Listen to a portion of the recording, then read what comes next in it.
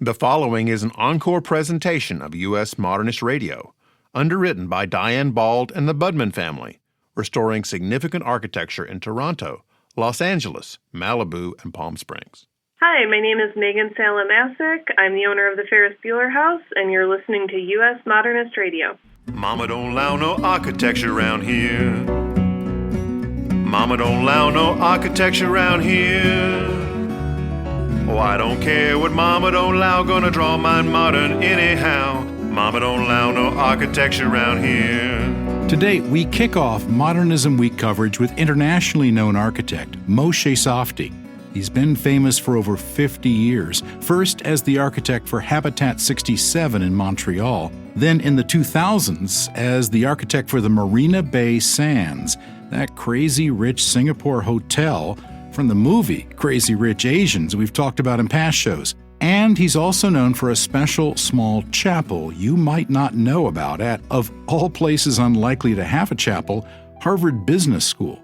Safdie won the 2019 Wolf Prize in Architecture, and his other honors include the AIA Gold Medal, Canada's Royal Architectural Institute Gold Medal, and the Cooper Hewitt National Design Award for Lifetime Achievement. George spoke with Safdie in the lofty but somewhat noisy atrium lobby of the Hyatt Palm Springs. Well, before we get started, I wanted to talk about one of your buildings that's really a personal favorite of mine, and it's one of your smallest buildings. And it was the 1959 chapel at Harvard Business School, which I stumbled across in the middle of a snowstorm. I've never been as cold. We're walking around campus, and there's this little jewel building in the midst of this sea of capitalism, and it was open, and it was just amazing. How did that building come about? It's a building that got a lot of love and care from me, but as well from Dean MacArthur, who was dean of the business school. And it began with his observation that the McKim, Mead and White master plan of 1928 had a chapel on that location, and it had never been realized. And so he wanted to realize it, and he realized a chapel is something new now. It would have to appeal to all the students from different persuasions. And he got his class of 59 to fund it, hence the class of 59 chapel. And I had this notion that there should be a garden, a glazed garden, which is a place of repose, which you can come and relax. And then through that, you lead to the sacred space. And the sacred space is designed so that you can sit any formation in the round, on an axis, facing Jerusalem, facing Mecca, facing Rome, whatever you wanted to do. And at the same time, I wanted to have something of nature come in without actually looking to the surrounding, so it's really kind of secluded. And I got the notion of using prisms. It's an idea that I was playing with at that time, also in Jerusalem, but here I could realize it. Large prisms in cross-section 2 feet across, made of acrylic filled with mineral oil, and they're set in the skylights. And I don't know what the weather was like when you were there. It was overcast and cloudy and snow on the ground. So you didn't have the symphony of color. No. But on a sunny day, or even an intermittently sunny day, you sit there and all the walls are washed with the spectrum colors. And if you sit there even for half an hour, they shift and they move and they dance on the walls as the sun turns around or as we turn around the sun, whichever. But you have that kind of dynamicism, and if the cloud comes by, the colors go away and then they come back. The miracle about the place was that I designed it without an acoustician. There was not that much mention of music, except like speeches and performances. And the day before it opened, I came there with Yo-Yo Ma, who's a close personal friend, and he had his cello with him. And he sat there at the corner and started playing the Bach suites. And his eyes opened and he said, "This is an acoustic miracle. It's like the cello is part of this building. Every sound is like all over the place." And MacArthur was so impressed that he endowed Friday concerts there, or weekend concerts, in perpetuity, which is now part of that place. So on another day when you get there, hope the music is going or the sun is shining. Oh, yes. Well, I noticed that when you're going down the stairs of the building, it's just eerily quiet. Like I could almost feel my heart beating just going down the stairs. And I don't know if that was part of the pure acoustics. Absolutely. Decompression, surrounded with plants, even the fish in the water. Well, you have been noted for a number of other sacred spaces around the world. And your attention to detail and your study of these religions before taking on the design phase of a project. Can you tell me about some of those?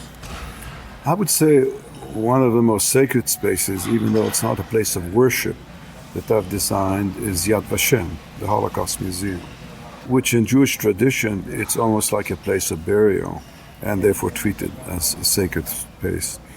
And I had two phases there, the Children's Memorial, where I resisted designing a museum with objects and created a place of contemplation where you enter an underground space and a single candle reflects into an infinity of candles through some optical setup that I created there.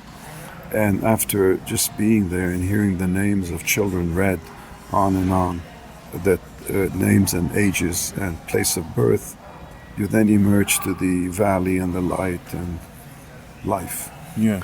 And later on, when they rebuilt the entire historic museum, I created this space for the museum where again you enter under the mountain and all the galleries are below the mountain and you break out on the opposite side to the west, to the north. And there's deforestation and renewal, the forest of Jerusalem. And again, this was like, in spite of the horror of the story, life prevailed, here we are. So I think these were maybe emotionally the most challenging. But I did create a museum for the National Museum for the Sikhs. Yes.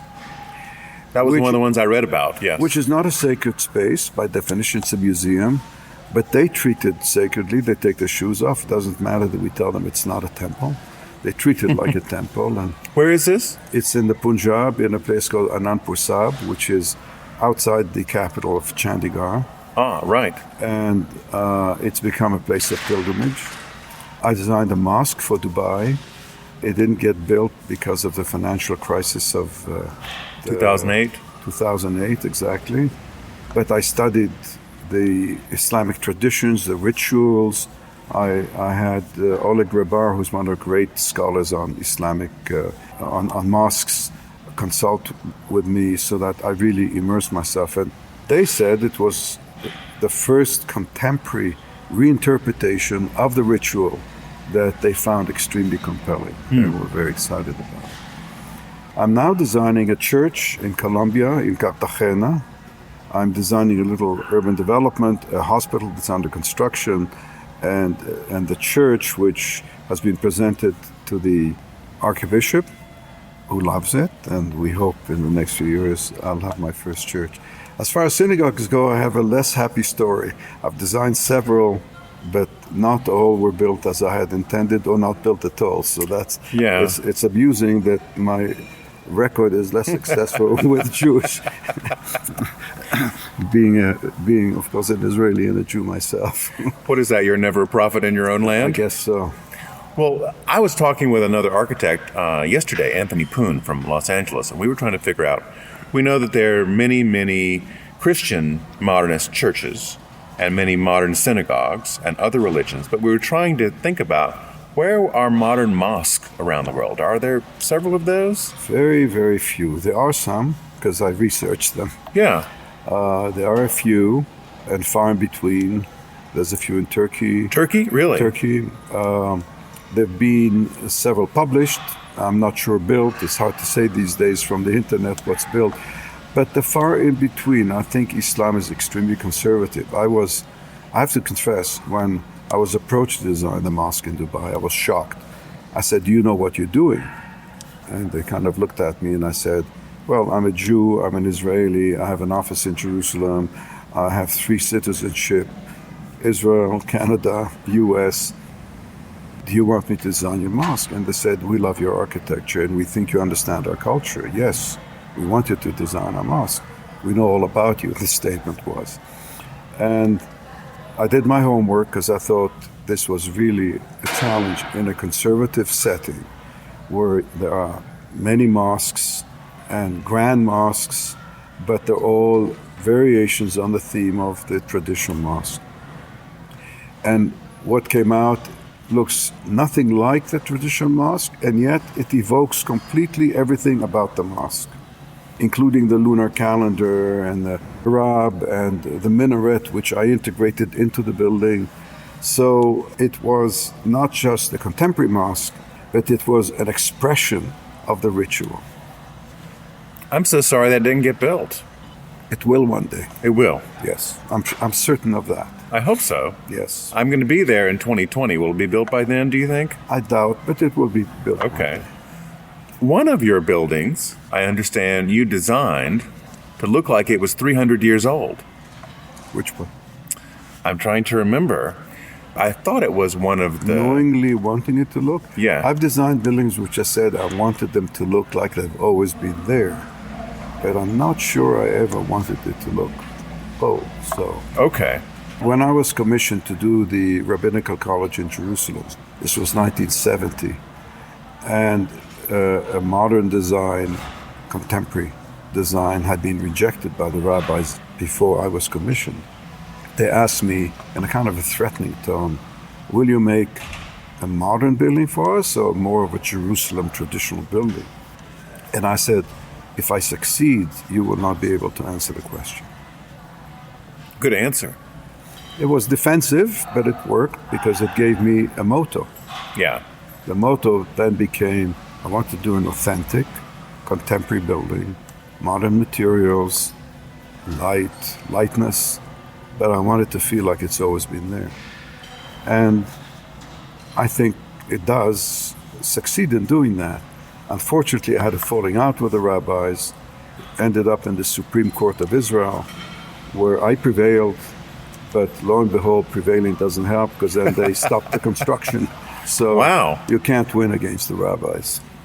So how far into construction were you at that point? Oh, they inhabited the incomplete building. Oh, They just moved in and stopped construction. okay. That's a new one. Yeah, that's a new one. I've never experienced that ever again and hope not to.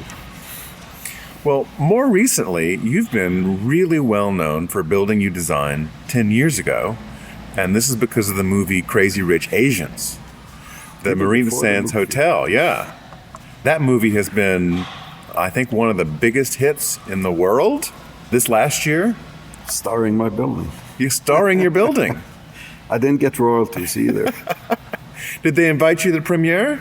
No, No? I never heard of them. Really? From them, I mean. Okay. I know they got permission to shoot and all that, but I knew about the film when I started getting dozens of emails, a barrage of emails. Have you seen your building? And I have to say the footage of the building in the movie is spectacular. It is. It doesn't just show it, it shows its meaning and the life within it in a way that really communicates my intentions in the design. So it's as if they were reading my mind, like they have this shot of the party on the roof and the helicopter backs up and all of a sudden you see the swimming pool and the whole lights of the city under it, 50 floors below. I mean, it got me excited again about it. So if you're listening to this and you don't know where the Marina Sands Hotel is, and you're thinking that Moshe designed this hotel with another rooftop bar and swimming pool, things like that, you really need to start Googling this, because this is an extraordinary building. I've had the good pleasure of staying there before and swimming in that, 900-foot pool on the roof? It's 160 meters, it's 500. 500 feet. So this was part of the Sheldon Adelson Sands complex, they were right? the client. They were the client. It was a competition. 4 of the leading casino developers and integrated resort developers in the world, each with their own architectural team. The Singaporeans did something very smart. They fixed the price of the land. And they said, we will pick a design based on its merit, its attraction, and what it offers to tourism and the citizens of Singapore. So everybody bent backwards to give all kinds of wonderful amenities. And during the competition, I came up with the idea of the Sky Park. I suppose in a normal process, which wasn't so competitive, developers might say, no, take this thing off the roof, this is crazy.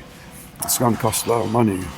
Such a debate did take place, but in the eagerness to really win this, all these wonderful ideas that architects have and the developers have came in as part of the proposal. And once we were selected, this was it. We were going to build what was promised. And I have to say that this is one of the buildings that I did that is commercially the most successful project maybe ever built in real estate. It still has a revenue of $100 million a month. Wow, a month? A month. It paid for itself within 4 or 5 years. It is extraordinarily successful. So whatever it cost, it's justified itself over and over. And that comes not just out of the casino part, but the hotel and the convention center and the museum. The shopping areas. Which is extremely successful. So it's a synergy that makes this public realm place so appealing to Singaporeans as well as the visitors that makes it work. Just imagine, because this is like no other hotel anywhere on the planet. This is 3 giant 50-story towers. Yes. 50 stories? 59. 59-story towers. So imagine those next to each other, and there's a space in between about 2 or 3 times the size of one of the buildings. Yeah, I call them urban windows, so we could see the sea from the downtown. Okay, so we've got a gigantic urban window between each building. And then on the top, there's this sky park with this long pool that you can get in. And of course, it's thrilling to be in the pool and of course, looking over at the skyline, which is for 20 miles, 30 miles, you can see on a clear day up there. On one side, you see Malaysia. On the other side, you see Indonesia. And your phone starts jumping from the Indonesian to the Malaysian to the Singapore cell network. Well, I know a lot of young people are now trying to figure out how to get to Singapore because of that movie and to stay in that hotel. It's just crazy popular. Well, I hope they can afford it. That's the one thing. It is a little bit pricey. So what's next for you, Moshe? What projects are you working on now? There's one exciting project in Singapore, which will open in October. It is called the Jewel. It is the center of the airport of Singapore, Changi Airport. Changi. And Changi has currently 4 terminals. In the center is the Jewel, which is a great glass, maybe one of the largest glass domes ever built, under which is airport facilities, shopping, lots of shopping, several levels. And then one of the greatest gardens under glass ever, maybe the greatest garden under glass ever built. And greater than the garden in Singapore next to your hotel? Greater than both the gardens by the bay combined. And this was again a Singapore-led competition to developers and their architects. And again, there were 4. And the program was given very explicitly, except for one thing, an attraction. There ought to be an attraction in this building that will draw the people of Singapore, so they will use the transportation network to come there, as well as passengers and the people working in the airport. So this is Singapore meets the world, because it serves both. And of course, the natural tendency of conventional thinking was kind of Disney. Dinosaurs, other such things. And I just felt these time-limited ideas, you get tired of them, you've gone once, you've seen the dinosaurs, that's it. How can we do an attraction that's timeless, that will work in perpetuity? And how do we give meaning to a place that's for young people and older people, in daytime and nighttime? And then came the idea of a great paradise garden. We worked with the Exploratorium in San Francisco to have all kinds of scientific experiences within the garden for young people. And the building is a toroid shape. So it's like a donut or bagel, whichever you prefer. And the entire rainfall that falls on it drains towards the center vortex. and comes through the building as a waterfall. And on a good Singapore rain, we get 12 gallons a minute coming down, dropping 10 stories. It's also the tallest waterfall ever built. I mean, artificial waterfall. And so it's pretty well finished now. We've just planted thousands of trees that came from several countries, all of which had to be picked from high altitude because they need to be in a constant temperature of about 24 degrees and air conditioning. So I think that'll be a kind of a discovery. First, it changes what airport can be like in terms of concept. And, you know, Changi has always been number one, but they want to be even more than that. So Changi is an incredible airport. I have never seen anything like it in the United States, even close.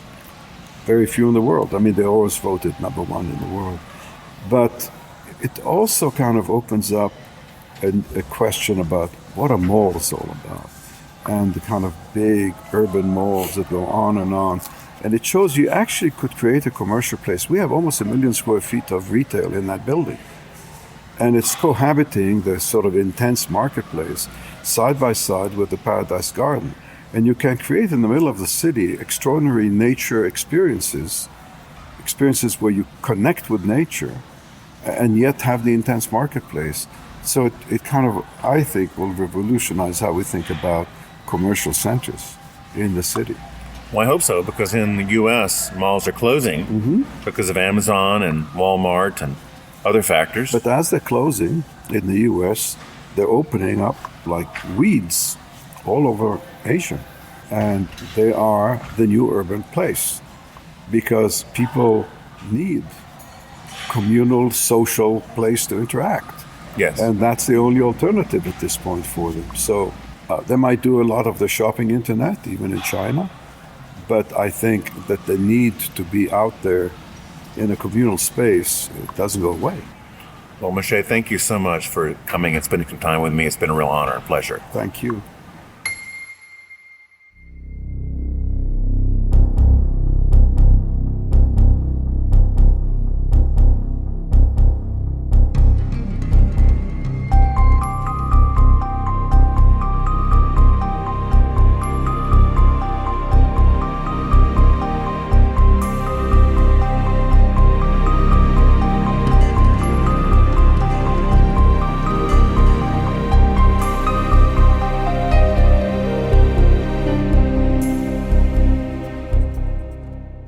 Today we kick off 2020 Modernism Week coverage with the architect Daniel Libeskind, known for the Jewish Museum in Berlin, the master plan for the World Trade Center reconstruction and memorial in New York, the Danish Jewish Museum in Copenhagen, Denmark, and many more projects.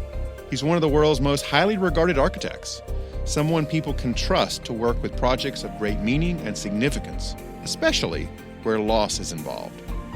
As you might expect, finding the fun in the architecture of memorials is not going to work. So I just dived into the deep end of grief. And I want to ask you something. It's not particularly on the humorous side, but it seems to be something that you know a lot about. And that is the architecture of grief. You really have captured in a number of your projects the ability to perceive grief, to capture it in a way, to channel it towards the future. Can we talk about that a minute? Of course. Well, look, architecture is not just about building buildings. It's about healing. The power of architecture has always been also the power of healing the human heart and the human soul. And for better or for worse, I've been involved in projects that have dealt with traumas, with catastrophes of history, whether it's the murder of Jews in Europe, whether it is Ground Zero, the terrorist attacks on New York, on the free world, and many other projects. But that's really part of life today. And that has always been today, maybe in a different form. And so I've contributed to that sense of what does it mean to address a trauma? How do we overcome it? How do we remember but move forward in an optimistic and clear way? And that's really part of my job. It's one of those things, it seems like, it's fairly unique, because if you're approaching any kind of memorial, there's the piece of a person that is part of a group that may or may not have experienced that trauma. And then there's the individuals who have experienced that trauma or who had family or friends as part of it. And how do you think through the ideas of creating an experience for people that reaches both that big and small level? Well, architecture has that power because it's not about the designer. It's not about the architect. It's about the expression of the memorial or of the urban space that is addressing that particular piece of history. Yeah. But let's remember this, that to me, architecture is about memory, not just memorials, sites of tragedy, sites of remembrance, but every building, every house.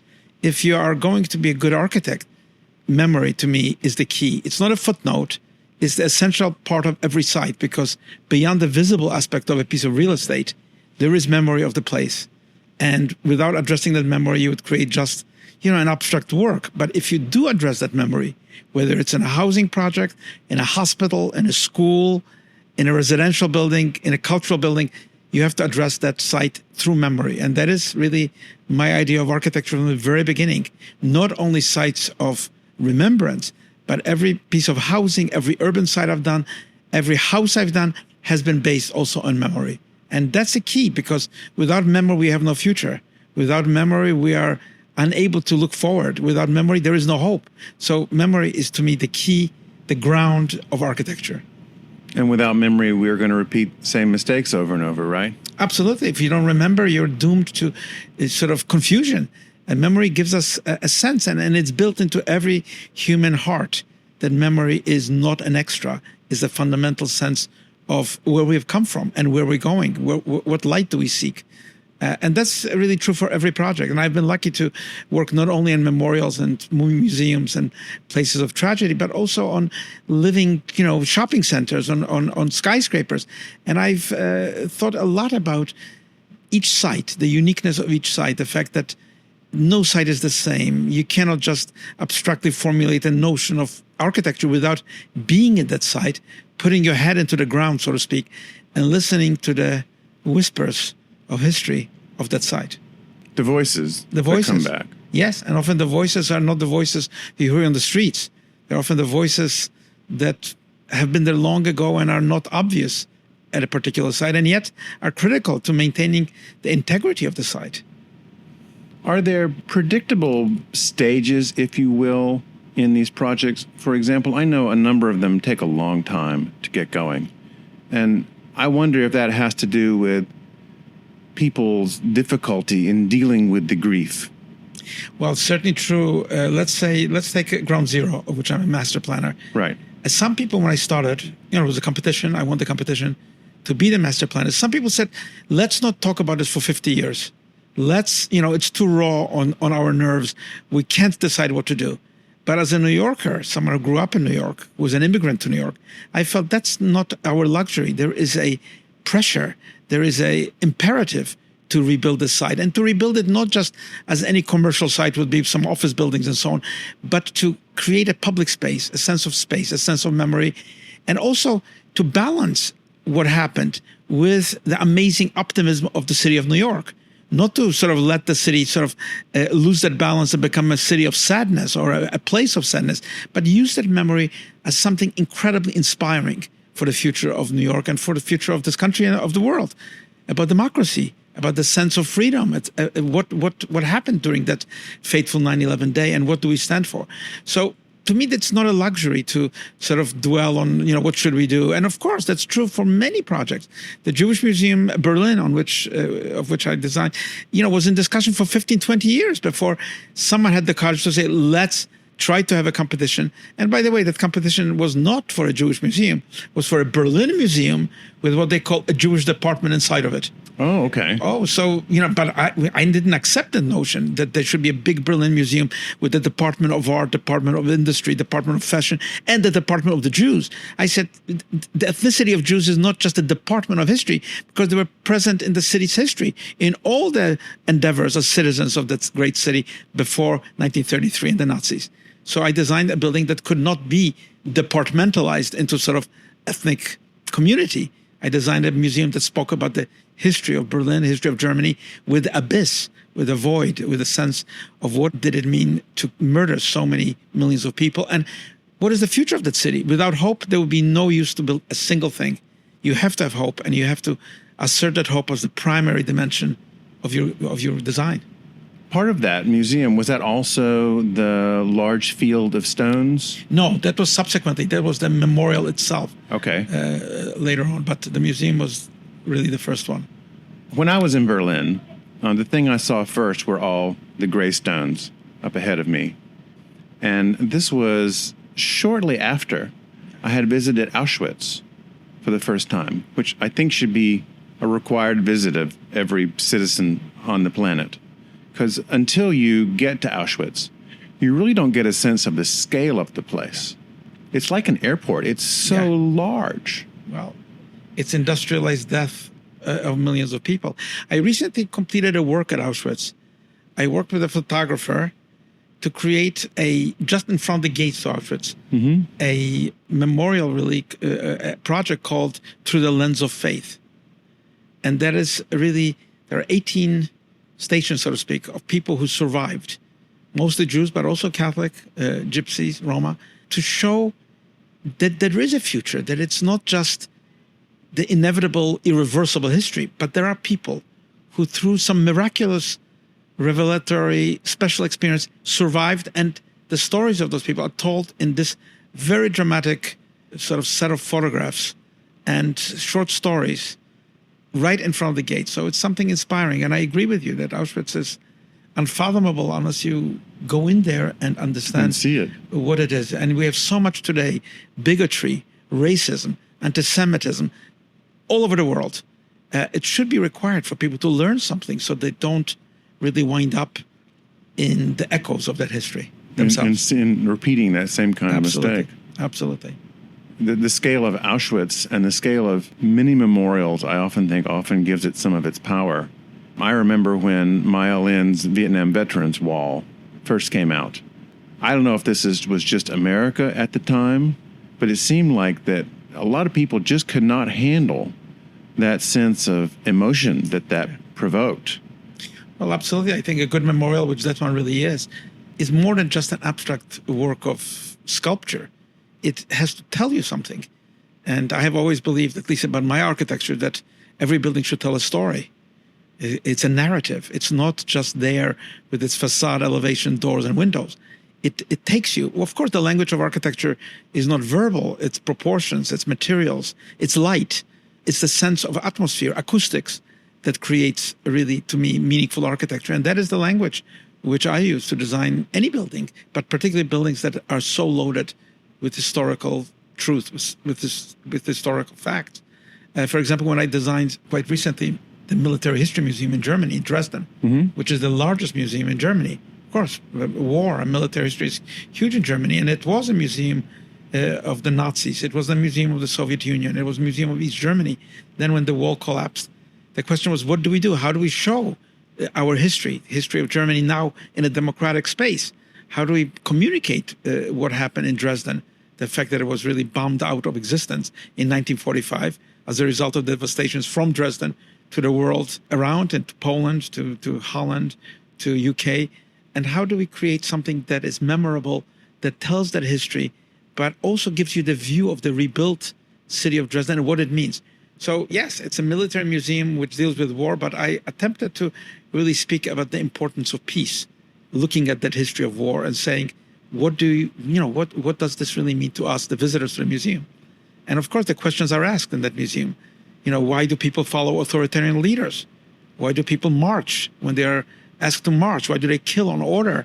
I mean, no answers can be given to these questions, but people can be asked those questions and sort of confront their own consciousness and sense of who they are, because history is not made by the media, it's made by individuals. Well, here in Palm Springs, we're celebrating mid-century modern, one element of which was this almost joyful optimism about the future that occurred post-war, really up until about 1970 or so. That, of course, when you're here at Modernism Week, you just feel the vibe everywhere. how do architects in this day and age, which is very cynical and politicized, try to evoke optimism in their work?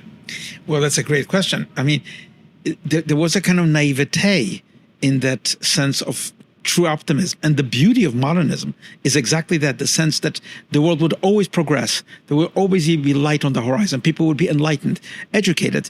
The world would change to the better. But we know that history is not that simple. We see the issues, the Cold War, all the other events that began to sort of interfere with that image. And of course, history is complex, but I think the idea of modernism is right, which is the joy of living, the joy of everyday life, which is not just the nice forms and nice materials used, but it's really the ethics of freedom, offering people freedom. Because to me, it really is the key. Without democracy, you don't have good architecture. You can have, impressive architecture by dictators. You can dictate architecture to other people, but without true freedom of the human being, that architecture is just an illusory facade. Yeah. And that's why modernism is so important, because it was true about individual freedom. And that is, I think, something that we still carry from that amazing movement of architects. Well, I assume you've heard recently that there was a proposal in the White House to eliminate all modernist and brutalist architecture at the federal level in Washington, D.C., and for any project across America over $50 million. Did you hear about this? Of course I did. Look, we don't want to enter an age of autocracy, an age of authoritarianism. This country is famous for its freedoms. We don't want to be dictated and be ordered to do things by the government. I lived in Poland under communism. I know what fear is. I know what government interference in everyday life. I know what government propaganda is. So this is not new to me. I've lived through it and I've rejected it so deeply. I don't like any totalitarian system. I don't think anybody who is free would be a subject to that kind of totalitarian notion. Let's build in a single style. We know Mussolini tried to do it. Hitler tried to do it. Stalin tried. Mao Zedong tried to do it. And we know it's a failure at the end. We know that no individual can redirect the human heart of freedom, of poetry, of architecture. So no, that's a joke, but it's a joke that we should take seriously. Yeah. Now, in terms of songs about freedom, what are your favorite freedom songs to play on the accordion? Oh my God, well, an accordion, unfortunately not, because I was a classical musician. Yeah. I played only, toccatas of Bach and Baroque music and Vivaldi and Telemann and sometimes even... No party tunes? Csárdás was as far as I went. Okay. The Hungarian, but it was Brahms. Brahms, Yeah. had fantastic Hungarian music. So no, but, I love, the songs of freedom all the way from Woody Guthrie down to Bob Dylan. And to today, you have many people singing and making music that is free, not to mention classical music in itself. Is the accordion making a comeback? Well, the accordion has made a tremendous comeback. It's not by coincidence that it's considered an instrument of gypsies and the poor people, because you sort of carry it, it's a whole orchestra on the straps that you blow the air with. But, it's a beautiful instrument. And there are many now classical compositions for, philharmonic orchestras with the solo of the accordion. It's a beautiful instrument. Well, thank you so much for coming and spending a little time. It's a pleasure. And I hope to see what your next project's going to be soon. Thank you so much for inviting me. I'm definitely a fan of this fantastic place and Modernist Week. You've been listening to an encore presentation of U.S. Modernist Radio, underwritten by Diane Bald and the Bubman family, restoring significant architecture in Toronto, Los Angeles, Malibu, and Palm Springs. Visit USModernist.org's massive archives to listen to past shows, discover documentation of 25,000 significant modernist houses, and access 5 million pages of classic 20th century architecture magazines. U.S. Modernist Radio is produced by Soundtracks Recording Studios in Raleigh, North Carolina. Our theme song was performed by George Smart and Robinson Earl, with guest research by Bobby Morris. Got a guest to suggest for the show? Write her at bobby@usmodernist.org. That's BOBBIE at usmodernist.org. U.S. Modernist Radio is a production of Modernist Archive Incorporated, a nonprofit educational archive for the documentation, preservation, and promotion of modernist residential design. I'm Tom Guild. Listen to any of our over 400 shows at usmodernist.libsyn.com, with Libsyn spelled Libsyn.